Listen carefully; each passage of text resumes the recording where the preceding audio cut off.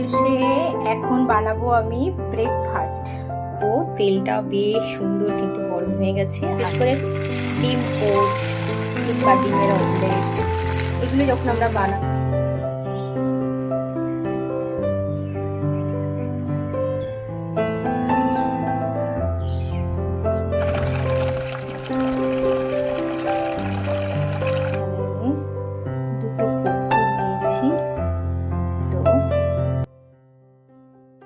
Hello বন্ধুরা, সকালের শুরু থেকে রাতের ডিনার পর্যন্ত আমার ব্যস্ত দিনটা কেমন কাটে সবটাই তোমাদের সাথে শেয়ার করব। সঙ্গে থাকো, আশা করছি আজকের ব্লগটা আপনাদের নিশ্চয়ই ভালো লাগবে। গুড মর্নিং, কেমন আছো তোমরা? আর আমি মিঠু, আমার আরও একটি নতুন ব্লগে তোমাদের সবাইকে জানাই অনেক স্বাগত। আর আজকে হচ্ছে মানডে, মানে সোমবার। তো দেখো শুরু হয়ে গেছে আমার কাজকর্ম, ডেইলি ব্লগ। তো এখানে বেশ কিছুটা মাছ ভেজে রেখেছি, আর এখানে হচ্ছে আরও মাছ ভাজা। বাঙালির মাছ ছাড়া একদমই চলে না, তাই না? তো যাই হোক, আর সাথে সাথে এখানে হচ্ছে পটল ভাজা। মানে বুঝতেই পারছো যে হাউস ওয়াইফ যারা, তাদের কত কষ্ট সকালবেলা ঘুম থেকে উঠেই একদম কিচেনে। তো যাই হোক, এখানে পটল ভাজা, এখানে মাছ ভাজা, আর বেশ কিছু মাছ ভেজে রেখেছি। তো সঙ্গে থাকো, আশা করছি আজকের ব্লগটা আপনাদের নিশ্চয়ই ভালো লাগবে। তো মোটামুটি দেখো এখানে পটল ভাজা আর আলু ভাজা হয়ে গেছে। তো সকালবেলা তরকারিটা এখন এখন বানাবো আমি ব্রেকফাস্ট। তো এখানে ব্রেড আমি কেটে নিয়েছি, আর এখানে ডিমের গোলাটাও কিন্তু বানিয়ে নিয়েছি, কারণ টিফিন না খেলে তো হবে না। চলো এটা এখন ব্রেকফাস্ট এখন বানাবো। ও তেলটা বেশ সুন্দর কিন্তু গরম হয়ে গেছে। আর যখনই ডিমের যে কোনো রেসিপি, মানে বিশেষ করে ডিম পোচ কিংবা ডিমের অমলেট এগুলো যখন আমরা বানাবো, তখন কিন্তু সর্ষের তেলে বানালে মানে একটা টেস্টই আলাদা আসে। তো আমি তো চেষ্টা করি যে সবসময় এই সমস্ত জিনিসগুলো যাতে সর্ষের তেলে বানানো যায়। তো ফাইনালি দেখো দিয়ে দিয়েছি। আর কার কার পছন্দ এরকম ডিম পাউরুটি অবশ্যই কিন্তু কমেন্ট করে জানিও।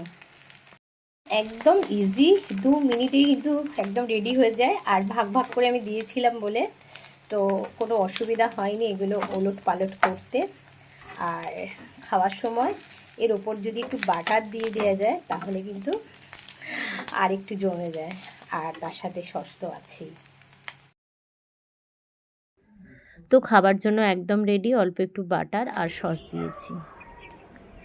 তো যাই হোক বন্ধুরা, দেখো এখন কিন্তু ফাইনালি আমি স্নান টান সেরে একদম চলে এসেছি ছাদে। তার কারণ সকালবেলা স্কুল টাইম, অফিস টাইমে সেভাবে কিন্তু তড়িঘড়িভাবে স্নানটা আমি কেন, কোনো বাড়ির হাউসওয়াইফ সবাই কিন্তু ঠিকঠাক করে উঠতে পারে না। তো যাই হোক, আমি সমস্ত রান্নাবান্না কমপ্লিট করে, সমস্ত কাজকর্ম কমপ্লিট করে কিন্তু এখন বলতে পারো একটু রিল্যাক্স আর ছাদে চলে এসেছি। তবে বেশ কিছু জামাকাপড়ও কাছাকাছি করেছি, সেগুলোও কিন্তু শুকোতে দিতে হবে। তো সকালের শুরু থেকে তোমাদের সাথে সঙ্গে চলে এসেছি। আমার সারাদিনের ব্লগ, আমার ব্যস্ত দিনটা কেমন কাটে সবটাই তোমাদের সামনে শেয়ার করছি। তো তোমরা দেখতে থাকো।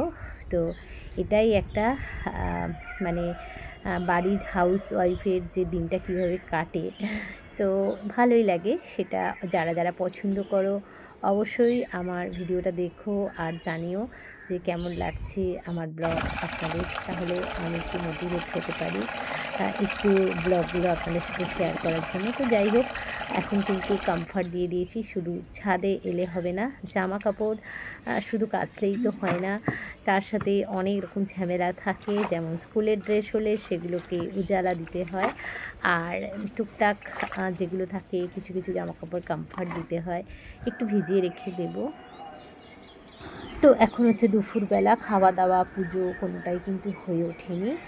আর সমস্ত মেলে দিয়েছি। তার কারণ মেলতে মেলতে যদি আপনাদের সাথে শেয়ার করি তাহলে কিন্তু ভিডিওটা অনেক বড় হয়ে যাবে, তাই সমস্ত জামাকাপড় মেলে দিয়েছি। কোনটা উজালা কোনটা কমফর্ট এগুলোই মানে আর কি দিতে হয়, একটু ঝামেলা তো থাকেই। তো যাই হোক, এখন সমস্ত ক্লিপ আটকে দিলাম। আর একটু একটু ঠান্ডাও পড়ে গেছে, বেলাটা ভীষণ ছোট হয়ে গেছে, তাই বলতেই পারো একা হাতে সাংসারিক জীবনে সব কিছু সামলানো কিন্তু অতটাও সোজা নয়। তো দেখো ফাইনালি এখন করব আমি পুজো। তো এখানে আমি জ্বালিয়ে নিলাম প্রদীপ, আর দেখো তার সাথে এখানে আমি দুটো কর্পূর নিয়েছি। তো কর্পূর কিংবা লবঙ্গ দিয়ে প্রদীপ অবশ্যই তোমরা জ্বালতে পারো, ভীষণ ভালো, অনেক নেগেটিভিটি কেটে যায়। তো আর এই যে ওখানে ধূপটাও কিন্তু জ্বালিয়ে নিয়েছি। তো এখন করছি আমি পুজো। আর দেখো অনেক ব্যস্ত ছিলাম, তাই তোমাদের সাথে কিন্তু দুপুরের যে লাঞ্চ মেনু সেগুলো শেয়ার করতে পারিনি। তো ফুলকপি কাটাপোনা দিয়ে কিন্তু খুব সুন্দর একটা রেসিপি বানিয়েছি।